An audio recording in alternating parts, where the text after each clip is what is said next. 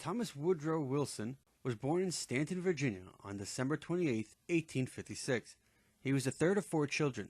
Woodrow Wilson's earliest memory from the age of 3 was of hearing that Abraham Lincoln had been elected and that a war was soon coming. Wilson would forever recall standing for a moment at General Robert E. Lee's side and looking up into his face. His father moved the family to Wilmington, North Carolina in 1874, where he was the minister at First Presbyterian Church until 1882. Wilson attended Davidson College in North Carolina for 1873 to 1874 school year, cut short by illness, then transferred as a freshman to the College of New Jersey, now called Princeton University. In his second year, he studied political philosophy and history, was active in the Whig Literary and Debating Society, and wrote for the Nassau Literary Review. In 1879, Wilson attended the University of Virginia School of Law for 1 year. He was involved in the Virginia Glee Club and was president of the Jefferson Literary and Debating Society. When his health became frail and dictated his withdrawal from studies, he went home to his parents, then living in Wilmington, North Carolina, where he continued his law studies. Wilson was admitted to the Georgia bar and made a brief attempt at law practice in January 1882. After less than a year, he abandoned the practice to pursue his study of political science and history. In late spring of 1883, Wilson was summoned to Rome, Georgia, to assist in the settlement of his maternal uncle William's estate. While there, he met and fell in love with Ellen Lewis Axon. He proposed to her and they became engaged in Nashville. Wilson's marriage to Ellen was delayed, and in 1885, she and Wilson were married. Wilson worked as a lecturer at Cornell University in 1886 to 1887, where he joined the Irving Literary Society. When Ellen was pregnant with their first child in 1886, the couple decided that Ellen should go to her Aunt Louisa Brown's residence in Gainesville, Georgia, to have their first child. She arrived just 1 day before the baby, Margaret, was born in April 1886. Their second child, Jessie, was born the following year in August of 1887. In February 1890, with the help of friends, Wilson was elected by the Princeton University Board to the chair of Jurisprudence and Political Economy at an annual salary of $3,000. Wilson delivered an oration at Princeton entitled Princeton in the Nation's Service, which was the origin for the school's motto. Wilson's second publication in 1890 was a textbook entitled The State, used widely in college courses throughout the country until the 1920s. He argued that government should not be deemed evil and advocated the use of government to allay social ills and advance social welfare. The Princeton trustees promoted Professor Wilson to president in June 1902. As a long-term objective, Wilson saw $3 million for a graduate school and $2.5 million for a school of electrical engineering, as well as a museum of natural history. He increased the faculty from 112 to 174. In January 1910, Wilson had drawn the attention of New Jersey's former U.S. Senator James Smith Jr. and George Harvey as the potential Democratic standard-bearer of the upcoming gubernatorial election. He submitted his letter of resignation to Princeton University on October 20th. Wilson's prominence as governor and in the national media induced his presidency campaign in 1912.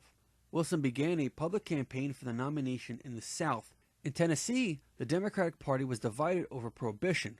Wilson was progressive and sober, but not dry. He appealed to both sides. They united behind him to win the presidential election in the state, but divided over state politics. After Roosevelt was wounded by an assassin, Wilson restricted his events to those already scheduled and limited his criticisms to the regular Republican. Wilson took 41.8% of the popular vote and won 435 electoral votes from 40 states. In his inaugural address, Wilson reiterated his agenda for lower tariffs and banking reform, as well as aggressive trust and labor legislation. Wilson pioneered twice-weekly press conferences in the White House. In 1913, he became the first president to deliver the State of the Union address in person since 1801. In early 1960, Pancho Villa raided Columbus, New Mexico, killing 18 Americans and causing an enormous nationwide demand for his punishment. President Wilson ordered General John Pershing and 4,000 troops into northern Mexico to capture Pancho Villa. Mexican President Carranza then pivoted against the Americans and accused them of a punitive invasion. However, tensions subsided and negotiations began. Wilson, renominated without opposition, employed his campaign slogan, "He kept us out of war." The election outcome was in doubt for several days and was determined by several close states. Wilson won California by 3,773 of almost a million votes cast. In the final count, Wilson had 277 electoral votes versus Hughes' 254. Wilson found it increasingly difficult to maintain neutrality in what was becoming called the Great War. Early in 1917, the German ambassador Johann von Bernstorff informed the U.S. of Germany's commitment to unrestricted submarine warfare.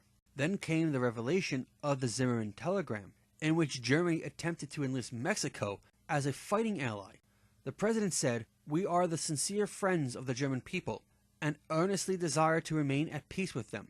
We shall not believe they are hostile to us unless or until we are obliged to believe it." In March 1917, several American ships were sunk by Germany. The president's cabinet was unanimously in favor of war.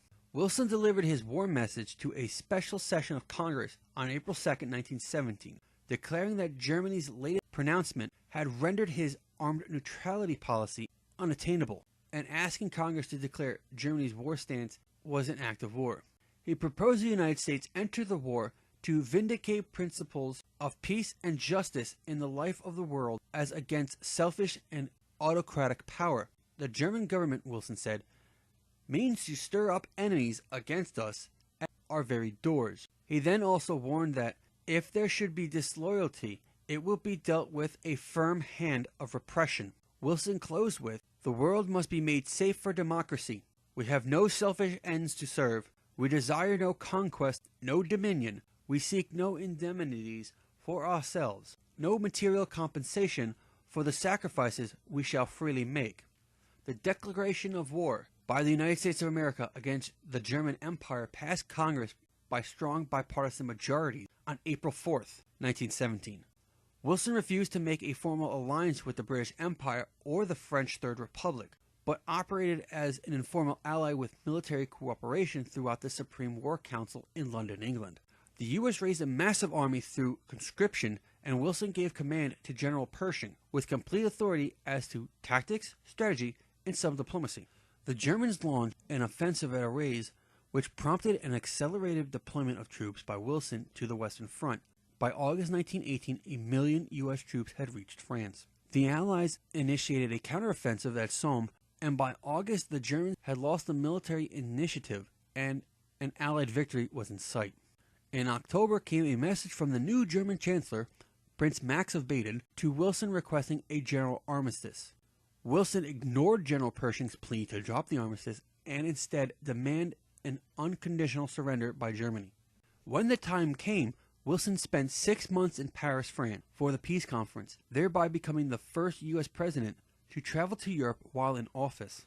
Wilson took a break from the negotiations and departed February 14, 1919, for home, then returned to Paris, France 3 weeks later and remained until the conclusion of the treaty in June. The charter of the proposed League of Nations was incorporated into the conference's Treaty of Versailles. For his peacemaking efforts, Wilson was awarded the 1919 Nobel Peace Prize. A constitutional amendment passed both houses in December of 1917 by 2/3 votes. By January 16, 1919, the 18th Amendment had been ratified by 36 of the 48 states it needed. On October 28, 1919, Congress passed enabling legislation, the National Prohibition Act, to enforce the 18th Amendment. Wilson felt prohibition was unenforceable, but his veto of the act was overridden by Congress. Prohibition began on January 16, 1920, but the consumption of alcohol was never prohibited, and individuals could maintain a private stock that existed before Prohibition was put into effect. Wilson moved his private supply of alcoholic beverages to the wine cellar of his Washington, D.C. residence after his term of office ended. After the end of his second term in 1921, Wilson and his wife moved from the White House to an elegant 1915 townhouse in the Embassy Row section of Washington, D.C. He campaigned for Democratic candidates in the 1922 elections, and he hinted to friends that he might pursue a third term in the 1924 presidential election. On November 10, 1923, Wilson made a short Armistice Day radio speech from the library of his home, his last national address. On February 3, 1924, Wilson died at home of a stroke and other heart-related problems at the age of 67. He was interred in a sarcophagus in Washington National Cathedral and is the only president interred in the national's capital.